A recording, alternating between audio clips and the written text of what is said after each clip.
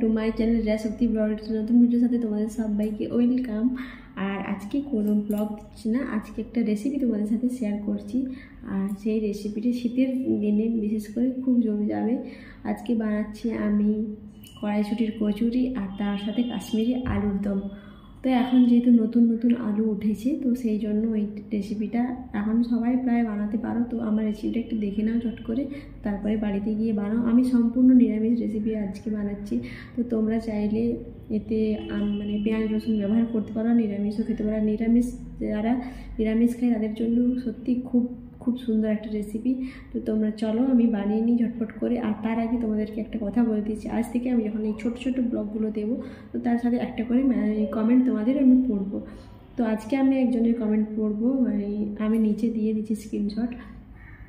রাকেশ মজুমদার আমাকে কমেন্ট করেছে যে আমি মহিষাসুর হতে চাই, তুমি দুর্গা। তো আমার কমেন্টটা পড়ে খুব হাসি পাচ্ছিল। তো আমি তাকে বলছি যে অবশ্যই তুমি হতে পারো মহিষাসুর, আমার তাতে কোনো প্রবলেমের। মহিষাসুর হবে কি শিব হবে, তুমি যাই হবে সেটা তোমার ব্যাপার।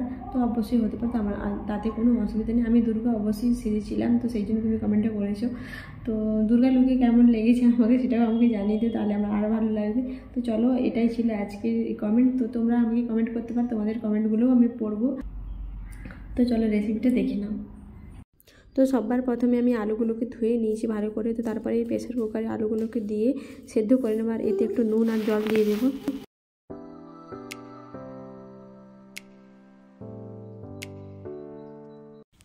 তো তারপরে একটা মিক্সি নিয়ে নিয়েছি, আর ওখানে আমি কচুরির জন্য মটরশুঁটি দিয়ে দিয়েছি। তারপরে এতে দিয়ে দেবো 2 কুচি আদা আর 2টো কাঁচা লঙ্কা আর গোটা জিরে, কিছুটা নুন দিয়ে দেবো আর একটু জল দিয়ে এটা ভালো করে পেস্ট করে নেব।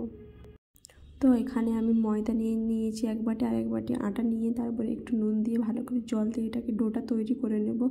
তো এখানে আমি কচুরির জন্য দেখতেই পাচ্ছি কড়াইশুঁটির পেস্টটা আমি দিয়ে ভালো করে নেড়ে নেব, যাতে আমার আদা গন্ধ আর কাঁচা যে গন্ধটা হয় ওটা যেন চলে যায়।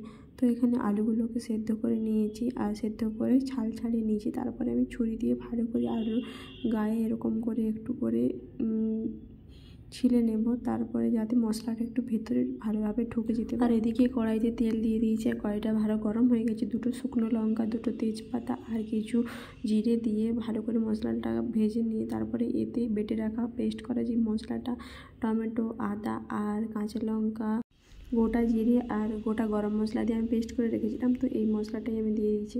তো তারপরে আমি একটু হলুদ গুঁড়ো, লঙ্কা গুঁড়ো আর একটু গোলমরিচ গুঁড়ো দিয়ে ভালো করে মশলাটা কষিয়ে নেব। আর যে পেস্ট করে রাখা মশলা জলটা ছিল, তো ওটাও আমি দিয়ে দেবো।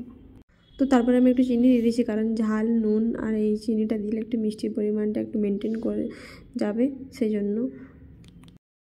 তো আমার মশলাটা কষানো হয়ে গেছে। তারপরে আমি এই যে সেদ্ধ করে রাখা আলু আর কিছু কড়াইশুঁটি আমি দিয়ে দিচ্ছি, এটা দিয়ে ভালো করে মাখিয়ে নেবো মশলার সাথে।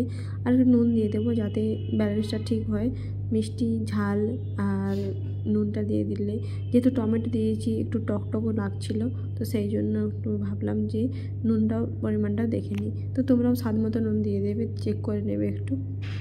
তো তারপরে আমি এতে একটু জল দিয়ে দিচ্ছি, দিয়ে ভালো করে একটু ফুটিয়ে নেব, কারণ মটরগুলো সেদ্ধ ছিল না, আলু সেদ্ধ ছিল, কিন্তু মটরগুলো সেদ্ধ না থাকার জন্য একটু ভালো করে জল দিয়ে ঢেকে দিচ্ছি। তারপরে একটু ফুটে গেলে এর উপরে ধনেপাতা কুচি ছড়িয়ে, তো তোমরা যদি পারো একটু ঘি দিয়ে দিতে পারো। তো এইগুলো দিয়ে ভালো করে নামিয়ে নিলেই রেডি হয়ে যাবে আমাদের আজকের আলুর দম।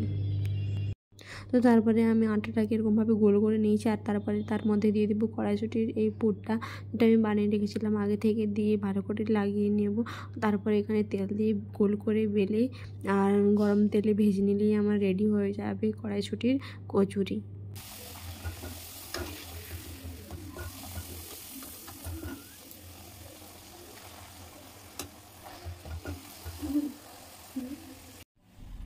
তো এই ছিল আজকে আমার রেসিপি। তো রেসিপিটা কেমন লেগেছে অবশ্যই আমাকে কমেন্ট করে জানিও। ভালো লাগলে একটা লাইক করে দিও, যাতে সবাই বানিয়ে খেতে পারে। আর সবার সাথে শেয়ার করে দিও, চ্যানেলটাকে তাড়াতাড়ি করে সাবস্ক্রাইব করে দিও। তো চলো, tata, bye bye, love you.